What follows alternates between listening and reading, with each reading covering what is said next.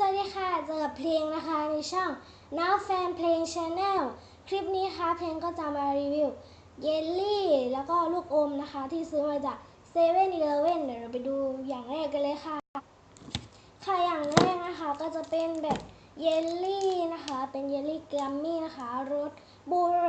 สบลูเบอร์รี่โซดานะคะนี่ยี่ห้อนี้เนี่ยเพลงกินบ่อยมากเลยนะคะก็จะออกมาหมด3รสนะคะจะมีสตรอเบอรี่องุ่นหรือเปล่าแล้วก็แอปเปิลนะคะเพลงชอบรสแอปเปิลสีเขียวมากๆเลยอันนี้จะเป็นรสใหม่นะคะเป็นรสบลูเบอร์รี่โซดานะคะงั้นเดี๋ยวเรามาลองแกะชิมกันเลยนะคะเรามาแกะกันเลยนะคะกลิ่นหอมบลูเบอร์รี่มากๆเลยนะคะแกะชิมกันเลยเพลงอยากกินมากเลยนะเนี่ยโอ้สวยจัง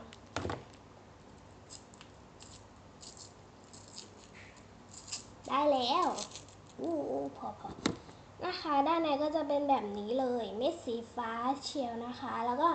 มีเกล็ดน้ำตาลด้วยนะอร่อยมากเลยเดี๋ยวลองชิมรสบลูเบอร์รี่กันเลยนะคะ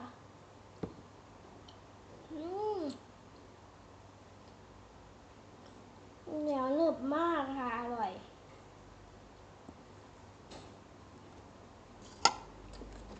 มากอร่อยมากๆค่ะแล้วก็มีความเป็นบลูเบอร์รี่เย็นๆนะคะอร่อยแต่สำหรับเพลงเนี่ยเพลงว่าเพลงชอบแอปเปิลนะอันนี้ก็อร่อยนะคะหมดแล้วค่ะอย่างแรกไปดูอย่างที่สองกันเลยถ้ามีเสียงรบกวนก็ขออภัยด้วยนะคะอย่างที่สองค่ะก็จะเป็นตึงมันคือหมากฝรั่งกลิ่นผลไม้ต่างๆรสกลิ่นผลไม้ต่างๆตราเบสบอลนะคะนี่แล้วก็ถูกมากๆเลยนะอันนี้เพลงซื้อมา5 บาทนะคะอันนี้ห่อละ7 บาทแล้วก็ลวดลายน่ารักมากๆเลยนะคะลวดลายเขาออกมาเป็นแพ็กเกจแบบ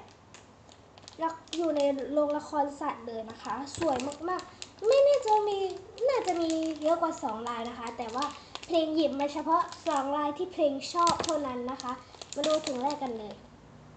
ถุงแรกนะคะก็จะมีลายกระต่ายลายลิงอันนี้ลายอะไรคุณหมีเหรอลายนี้ก็สิงโตนะคะอาจจะเป็นกระต่ายสีเขียวลิงสีเหลืองแล้วก็คุณหมีสีส้มแล้วก็สิงโตสีชมพูค่ะน่ารักจังเลยแล้วก็แพ็กเกจนะคะจะเป็นแดงเหลืองนะคะนี่ค่ะมาฝรั่งกลิ่นผลไม้ต่างๆตราเบสบอลนะคะ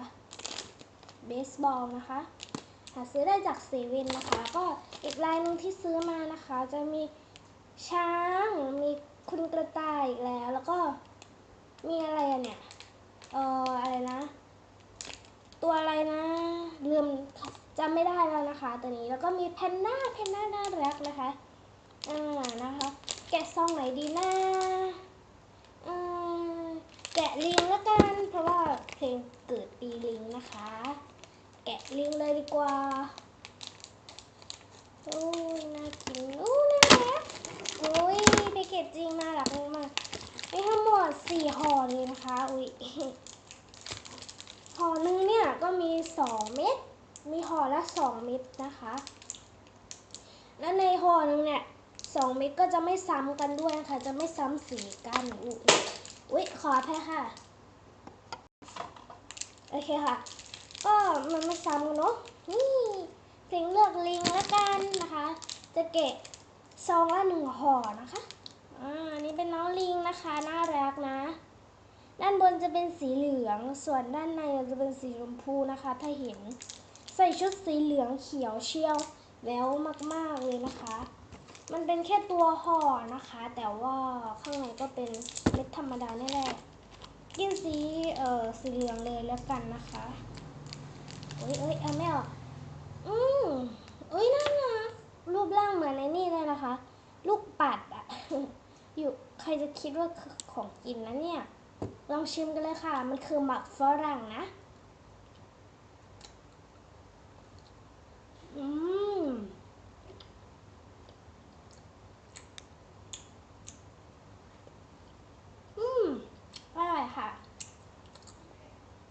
เคี้ยวดังไปนิด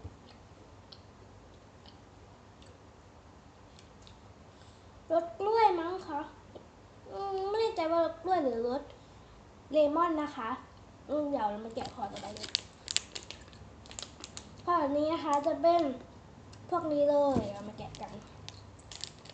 แกะดีไหมนะรสชาติมันก็คงเหมือนกันแหละเนาะแกะแล้วกัน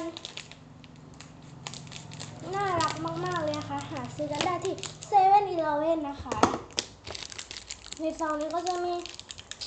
แพนด้าไว้เป็นแพนด้าน่ารักชอบแพนด้ามากๆเลยค่ะตัวนี้อะไรนะคะเรียกสกังหรือเปล่า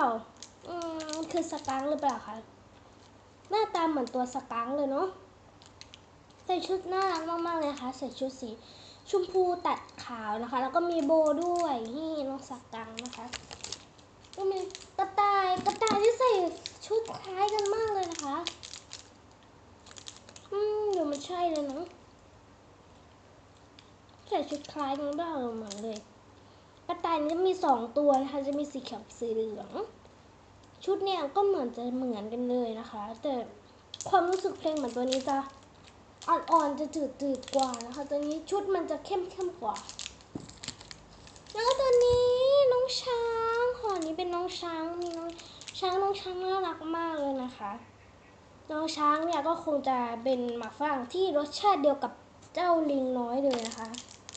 อันนี้จะเป็นลิงนะคะที่แกะไปแล้วเหลือแค่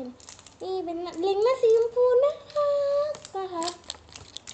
โอเคค่ะก็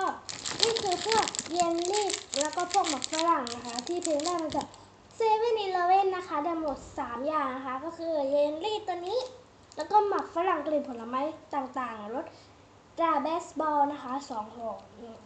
โอเคค่ะใครชอบคลิปนี้ค่ะก็อย่าลืมกดไลค์กด Subscribe ช่องน้ำแฟนเพลง Channel ด้วยนะคะ